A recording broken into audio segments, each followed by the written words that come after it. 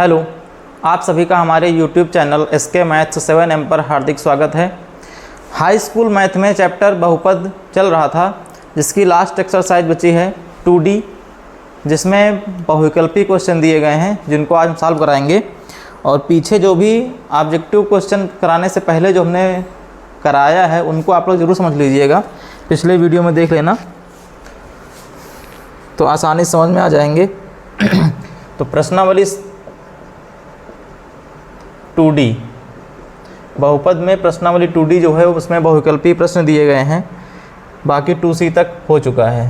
पहला सवाल है, निम्नलिखित बहुपद में बहुपद जो दिया गया है वो है x-1, बहुपद k-1 into X square, k-1 into X square plus kx plus 1 के शून्यकों में से एक शून्यक -3 है का एक शून्यक जो है वो -3 है, तो k का मान बताना है।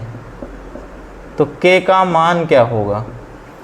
तो इस शून्यक जो होता है वो x का मान होता है। बहुपद में जब भी हम शून्यक का मान रखेंगे, मतलब x का मान रखेंगे, तो बहुपद का जो मान होगा वो 0 हो जाएगा। तो यहाँ पर हम x का मान रखेंगे -3, तो x बराबर -3 रखने पर, तो x बराबर -3 रखने पर ये हो जाएगा k-1 इंटू एक्स स्क्वायर। तो x के स्थान पर -3 का square plus k into -3 plus 1 बराबर 0, मतलब बहुपद का मान हो गया 0 के बराबर। तो ये हो जाएगा k-1 इंटू -3 का स्क्वायर प्लस 9 हो जाएगा, और प्लस माइनस -3 गुणे k हो जाएगा 3k प्लस 1 बराबर 0 हो जाएगा। अब इसमें क्या करना है, 9 से गुणा कर देना है। तो 9 गुणे k हो जाएगा 9k -9 -3k प्लस 1 बराबर 0। 9k -3k प्लस माइनस घट जाएगा तो हो जाएगा 6k, -9 प्लस 1 हो जाएगा -8 बराबर 0। तो 6k बराबर आ जाएगा प्लस का 8, माइनस है पक्षांतर करने पर प्लस हो जाता है। तो k बराबर हो जाएगा 8/6, 6 गुणा में है भाग में जाएगा, 2 से कट जाएगा, 2 तिहाई 6, 2 चौको 8, तो k का मान आ जाएगा 4/3। तो इसका जो ऑप्शन है 4/3 वो दिया है, पहला ऑप्शन सही है इसका जो है वो ए ऑप्शन सही है, 4/3 ए में दिया गया है। उसके बाद दूसरा क्वेश्चन है, शून्यक -3 और 4 वाला द्विघात बहुपद है। 4 बहुपद ऑप्शन में दिए गए हैं, तो बताना है कि -3 और 4 वाला बहुपद कौन सा है, मतलब -3 और 4 किस बहुपद के शून्यक होंगे। दूसरा क्वेश्चन है, -3 व 4 शून्यक वाला बहुपद होगा। तो इसमें 4 ऑप्शन दिए गए हैं, तो बताना है 4 में से कौन सा सही है।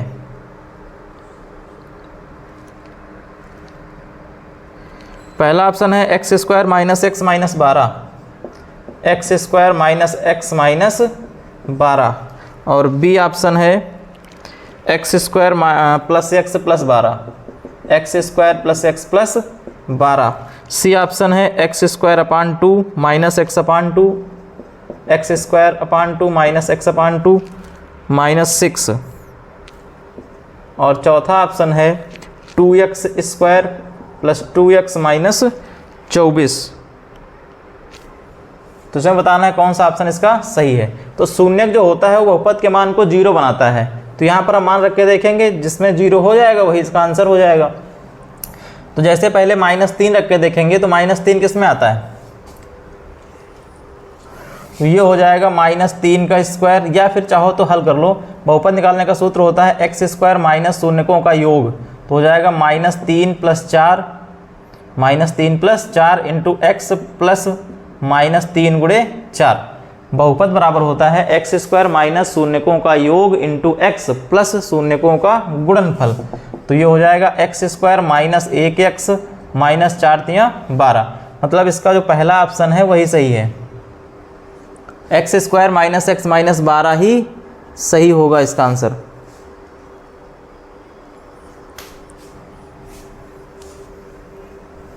उसके बाद सवाल नंबर 3। सवाल नंबर 3 दिया गया है,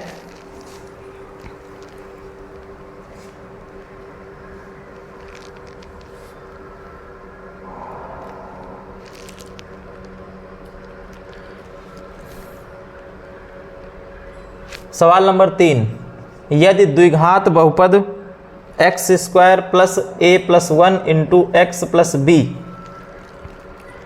के शून्यक 2 और -3 हैं, के शून्यक 2 और -3 हैं, 2 व -3 है, तो ए और बी का मान निकालना है इसमें।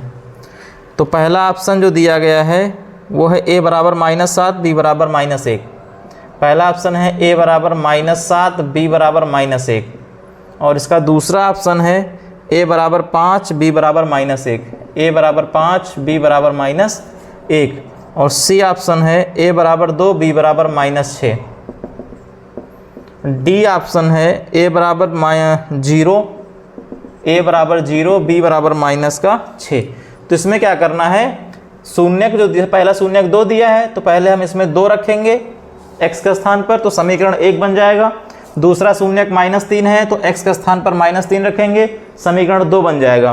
फिर दोनों समीकरण हल करके a और b का मान निकालेंगे। बराबर 2 रखने पर, जब x बराबर 2 रखेंगे तो हो जाएगा 2 का square plus a plus 1 into 2 plus b बराबर 0। बहुपद का मान 0 हो जाएगा। 2 का square 4 plus 2a plus 2 plus b बराबर 0 हो जाएगा। तो ये आ जाएगा 2a plus B plus 4 plus 2 6 हो जाएगा, मतलब कि 2a प्लस बी बराबर हो गया -6। ये समीकरण 1 बनेगा। फिर दूसरा है x बराबर -3, दूसरा शून्यक -3 है तो x बराबर -3 रखने पर तो ये हो जाएगा -3 का square plus a plus 1 into -3 plus b बराबर 0। 9 -3 का स्क्वायर प्लस 9 हो जाएगा, -3 से गुणा करेंगे -3a -3 प्लस b बराबर 0। तो ये बनेगा -3a प्लस b प्लस 6 बराबर 0, मतलब -3a प्लस b बराबर -6। ये बना समीकरण 2। अब इन दोनों समीकरणों को हल करके a और b का मान निकालना है। तो समीकरण 1 है 2a प्लस b बराबर -6 और दूसरा है -3a प्लस b बराबर -6। जोड़ने पर दोनों समीकरणों को जोड़ देंगे तो यहाँ पर जोड़ने पर b नहीं कटेगा क्योंकि b बराबर है और चिन्ह इसके एक जैसे हैं। तो इनको घटाने पर चिन्ह बदल जाएंगे, ये प्लस हो जाएगा, ये माइनस हो जाएगा और ये वाला भी प्लस हो जाएगा। घटाने पर चिन्ह बदल जाते हैं। तो -b प्लस b कट गया, plus 3a plus 2a, 5a बराबर हो जाएगा 0। तो a बराबर 0/5 मतलब 0 आ जाएगा। a का मान समीकरण 1 में रखने पर, 1 में रखो या 2 में रखो, तो 2 इंटू 0 प्लस b बराबर -6, तो 0 प्लस b बराबर -6, तो b बराबर आ जाएगा -6, मतलब इसका ऑप्शन डी सही है। ऑप्शन डी सही है। ये हो गया सवाल नंबर 3। उसके बाद सवाल नंबर 4, इसको नोट कर लेना वीडियो को रोककर, बहुत अच्छा सवाल है। उसके बाद सवाल नंबर 4, सवाल नंबर 4 में दिया है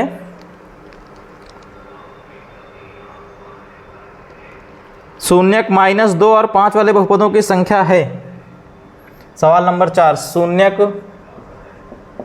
-2 व 5 वाले बहुपदों की संख्या है, बहुपदों की संख्या है। पहला ऑप्शन है 2, दूसरा ऑप्शन है 3, तीसरा ऑप्शन है 4 और चौथा ऑप्शन है 3 से अधिक। तीसरा ऑप्शन 1 है। तो इसमें बताना है कि बहुपदों की संख्या क्या होगी। तो बहुपद जब निकाला जाता है तो बहुपद का जो सूत्र होता है वो होता है k into X square minus शून्यकों का योग alpha plus beta into X plus शून्यकों का गुणनफल। ये बहुपद का सूत्र होता है। तो जैसे मान लो कि यहाँ पर अल्फा बराबर -2 है और बीटा बराबर 5 है, तो इसमें मान रखेंगे तो k into X square minus 2 plus 5 into X plus minus 2 गुणे 5 हो जाएगा। मतलब k इंटू एक्स स्क्वायर और ये माइनस 2 प्लस 5 3 आएगा, तो हो जाएगा माइनस का 3x माइनस 5 दूनी 10। ये हमारा बहुपद निकलेगा। अब लेकिन यहाँ पर जो k दिया गया, k राशि है, ये तो एक चर राशि है, मतलब k का मान कुछ भी हो सकता है।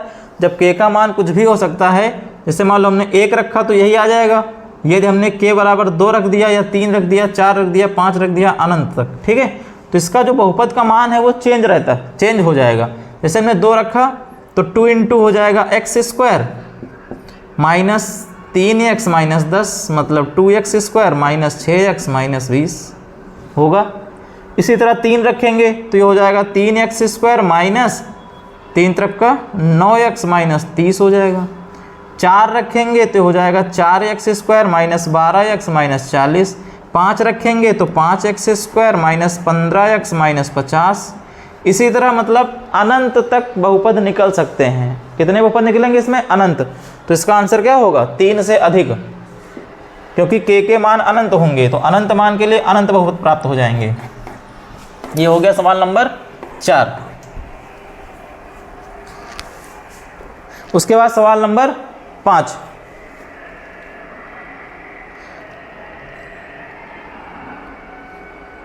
आप लोग वीडियो को अधिक से अधिक शेयर कीजिए, जिससे कि अधिक से अधिक बच्चों तक सवाल पहुँचे, जिससे कि हमारा भी काम थोड़ा समझ में आए कि हम भी मेहनत कर रहे हैं तो हमारा काम सफल हो रहा है। तो अधिक से अधिक वीडियो को शेयर कीजिए और चैनल को सब्सक्राइब कराइए और खुद करिए अगर नहीं किए हैं तो। फिर अगला सवाल हम बता रहे हैं, सवाल नंबर 5। त्रिघात बहुपद ax क्यूब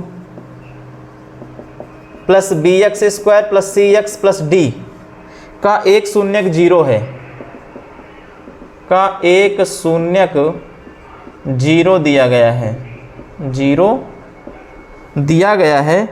अन्य दोनों शून्यकों का गुणनफल क्या होगा? अन्य दोनों शून्यकों का गुणनफल पूछा गया है। तो इसमें ऑप्शन पहला है माइनस सी अपान ए, दूसरा ऑप्शन है सी अपान ए, तीसरा ऑप्शन है 0 और चौथा ऑप्शन है माइनस बी अपान ए। एक शून्यक 0 है तो अन्य दोनों शून्यकों का गुणनफल बताना है। तो अन्य दो शून्यकों का गुणनफल निकालने के लिए हमें सूत्र प्रयोग करना पड़ेगा। कौन सा? 2-2 करके दो शून्यकों के गुणनफल का योगफल। तो 2-2 शून्यक मतलब alpha beta plus beta gamma plus gamma alpha, ये बराबर होता है सी अपान ए। पहला होता है alpha plus beta plus gamma बराबर माइनस बी अपान ए, दूसरा होता है alpha beta plus beta gamma plus gamma alpha बराबर सी अपान ए, तीसरा होता है शून्यकों का गुणनफल alpha into beta into gamma बराबर माइनस डी अपान ए। तो अल्फा इंटू बीटा, मान लीजिए कि इसका एक शून्यक 0 जो है वो हमने मान लिया अल्फा बराबर 0 है, तो ये हो गया 0। अल्फा इंटू बीटा मतलब 0 इंटू बीटा 0 हो जाएगा, plus beta into gamma plus alpha, इसमें भी ये भी 0 हो जाएगा बराबर सी अपान ए। तो बीटा इंटू गामा बराबर आ गया सी अपान ए। तो अन्य दो शून्यकों का गुणनफल कितना हो गया? सी अपान ए, मतलब कि दूसरा ऑप्शन बी सही है। सवाल नंबर 6। सवाल नंबर 6 है बहुपद X square minus 5x plus 4 में क्या जोड़ा जाएगा जिससे परिणामी बहुपद का शून्यक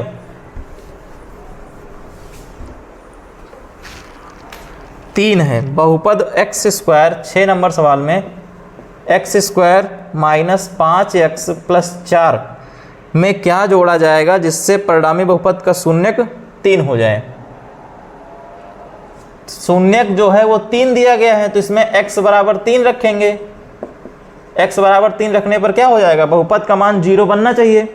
तो क्या हो जाएगा? ये 3 का स्क्वायर माइनस 5 गुणे 3 प्लस 4, 3 का स्क्वायर 9 माइनस 15 प्लस 4, 9 माइनस 15 मतलब minus 6 plus 4, minus 6 plus 4 minus 2। तो शून्यक 3 दिया गया है, इसका मतलब 3 रखने पर बहुपद का मान 0 आना चाहिए था। मतलब बहुपद में किसकी कमी है? अगर यहाँ प्लस 2 हो जाए तो इसका मान 0 हो जाएगा, मतलब अगर बहुपद में 2 जोड़ दिया जाए तो बहुपद का मान 0 निकल आएगा, 0 3 हो जाएगा। तो इसका ऑप्शन कौन सा सही हो जाएगा? ऑप्शन नंबर सी, 2 जोड़ा जाएगा। ठीक है, उसके बाद सवाल नंबर 7। सवाल नंबर 7 जो दिया है, द्विघात बहुपद x square plus 99x plus 127 के शून्यक हैं। इसके शून्यक के बारे में पूछा गया है। पहला ऑप्शन है दोनों धनात्मक, दोनों धनात्मक। दूसरा ऑप्शन है दोनों ऋणात्मक।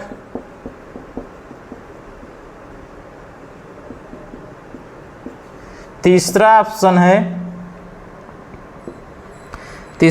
एक धनात्मक एक ऋणात्मक, एक धनात्मक व एक ऋणात्मक। चौथा ऑप्शन है दोनों बराबर, दोनों बराबर। तो x square plus 99x plus 127, इसमें एक चीज़ याद रखना, जो मानक रूप होता है ax square plus bx plus c, अगर इसमें a b c तीनों धनात्मक हों, तीनों धनात्मक हों, तो हमेशा जो मूल निकलेंगे, शून्यक निकलेंगे, वो दोनों ऋणात्मक ही निकलेंगे। ठीक है, इसको चाहो तो ऐसे समझ सकते हो, जैसे मान लो दिया है x square plus 5x plus 6, दोनों धनात्मक हैं, मतलब तीनों संख्या धनात्मक हैं। इसके जब शून्यक निकालेंगे तो इसके फैक्टर होंगे x plus 2 into X plus 3 बराबर 0। तो एक शून्यक आएगा -2, एक आएगा -3, मतलब दोनों ऋणात्मक आएंगे। चाहो तो इसको भी निकाल सकते हो हल करके, गुणनखंड तो होंगे नहीं, इसलिए इसके हम क्या करेंगे, श्रीधराचार्य की सहायता से शून्यक निकालेंगे। जब श्रीधराचार्य की सहायता से शून्यक निकालोगे तो दोनों माइनस में ही आएंगे। तो इसका जो ऑप्शन है दोनों ऋणात्मक होंगे, दूसरा सही है। ये हो गया सवाल नंबर 7। उसके बाद सवाल नंबर 8। सवाल नंबर 8 में दिया है द्विघात बहुपद x square plus kx plus k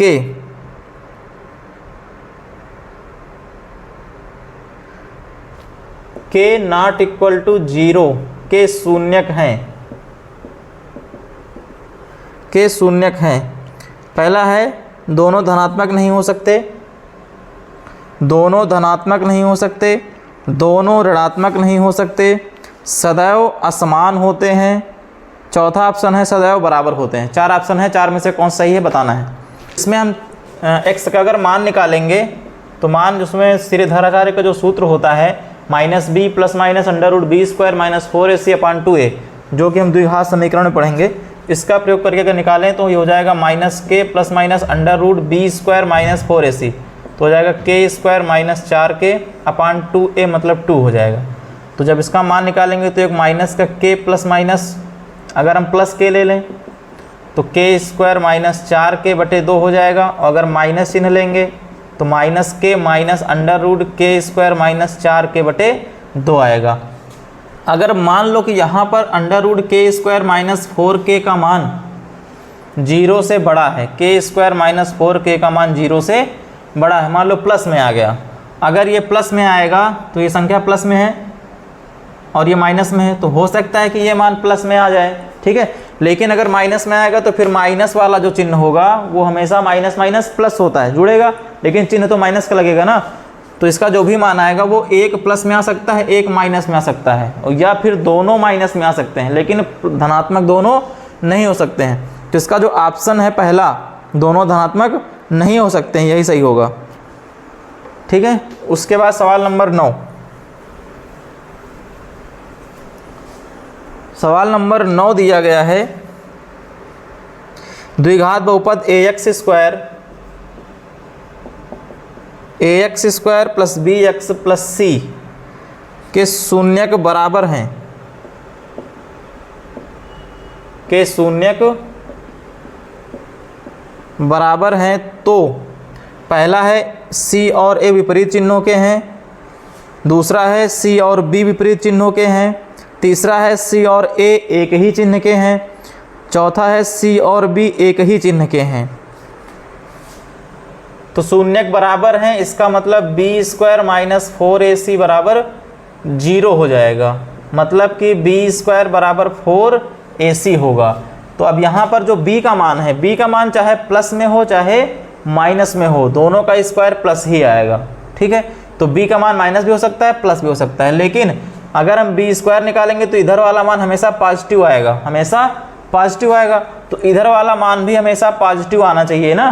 तो इसका मतलब अगर हम प्लस का गुणा प्लस में करेंगे तब प्लस आएगा, माइनस गुणा माइनस करेंगे तब प्लस आएगा। मतलब अगर एक जैसे चिन्ह है तो प्लस आएगा, और अगर अलग अलग चिन्ह है, एक प्लस है एक माइनस है, तो माइनस आ जाएगा। लाना प्लस है मतलब दोनों संख्याएं एक ही चिन्ह वाली होंगी ना, या तो a और c दोनों प्लस होंगे या फिर a और c दोनों माइनस होंगे। तो इसमें ऑप्शन c जो है, c और a एक ही चिन्ह के हैं, ये सही होगा, ठीक है। c और a ये दोनों एक ही चिन्ह के होंगे, समान चिन्ह के होंगे, ठीक। उसके बाद सवाल नंबर 10, सवाल नंबर 10 दिया है, यदि एक्स स्क्वायर प्लस ए एक्स प्लस बी के रूप के एक द्विघात बहुपद का एक शून्यक दूसरे शून्यक का ऋणात्मक हो, का एक शून्यक दूसरे का ऋणात्मक है, दूसरे का ऋणात्मक है। मतलब अगर पहला अल्फा है तो दूसरा क्या होगा, माइनस अल्फा होगा। तो शून्यकों का जो जोड़ होता है वो होता है माइनस का b अपान a, तो ये हो जाएगा 0 बराबर माइनस b अपान a, तो माइनस a अपान 0, तो a अपान 1, a का मान यहाँ पर 1 है, तो a बराबर आ जाएगा 0, 1 गुणे 0 0 हो जाएगा, तो a का मान तो 0 होगा। उसके बाद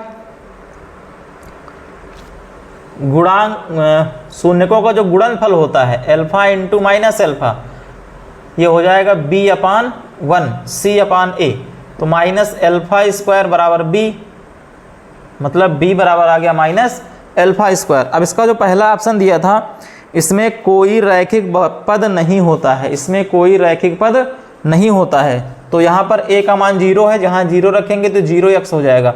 मतलब जो रैखिक पद है, रैखिक मतलब होता है जिसमें चर संख्या की घात 1 होती है, तो यहाँ पर x की घात 1 है, तो रैखिक जो पद है वो 0 हो गया, तो रैखिक पद नहीं होता है, ये बात सही है। उसके बाद तथा अचर पद ऋणात्मक होता है, अचर पद ऋणात्मक होता है, अचर पद का मतलब b हो गया, अचर पद मतलब b, तो b का मान क्या है, अल्फा माइनस अल्फा स्क्वायर है, तो अल्फा का मान चाहे प्लस में हो चाहे माइनस में हो, स्क्वायर करेंगे तो प्लस हो जाएगा, और माइनस लगा है मतलब b का मान हमेशा माइनस में आएगा, ठीक है। तो इसका पहला ही ऑप्शन सही है, इसका कोई रैखिक पद नहीं होता है तथा अचर पद ऋणात्मक होता है, ठीक है। तो इसका पहला ऑप्शन सही है। उसके बाद सवाल नंबर 11, सवाल नंबर 11 दिया गया है, निम्नलिखित में से कौन सा एक द्विघात बहुपद का आलेख नहीं है। 4 ऑप्शन दिए गए हैं, बताना है कौन सा बहुपद का आलेख द्विघात बहुपद का आलेख नहीं है। ये पहला ऑप्शन हो गया, और दूसरा ऑप्शन दिया है ऐसे बना हुआ है, ये दूसरा ऑप्शन हो गया। उसके बाद तीसरा ऑप्शन है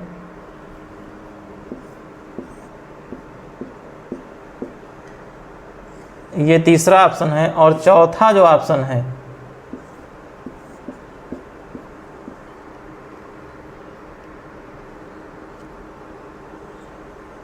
वो ऐसे बना हुआ है। अब इसमें बताना है कौन सा ऑप्शन द्विघात बहुपद का आलेख नहीं है। तो यहाँ पर देखिए ये जो बना हुआ है आलेख, ये 3 बिंदुओं पर x अक्ष को काट रहा है, मतलब इसमें x के 3 मान आएंगे, ठीक है।